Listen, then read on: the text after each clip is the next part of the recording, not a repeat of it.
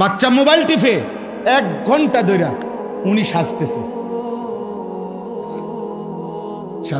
বাচ্চা নিজে নিজে বসে টেলিভিশন দেখতেছে, রিমোট টিপতেছে, ওর যেটা মন চায় ওইটা দেখতেছে। এবড়ি বইয়া বইয়া ওই হে ঘরের উত্তরের ঘরের পশ্চিম হিস্যার বাবির লগে গপ মারে।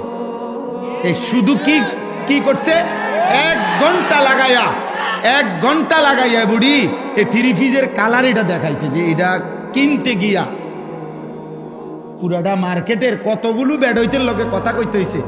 কোনো জানতেন কথা না। একটা 3 পিস কিনা কোনো ছোটখাটো বিষয় না। বহুত তর্ক কইরা বোন তে বেটা দেয় না, আমি কেবল কই 300, হেতে কয় 600, মুলাইতে মুলাও এত মুলা না, আমি যত মুলাইছি। হ্যাঁ, মুলাও ফচ্চা গেল হইলে, মানে ক্ষেতের মুলা এবড়ি যা মুলানি মুলাইছে। হাই বোন, কি বললা?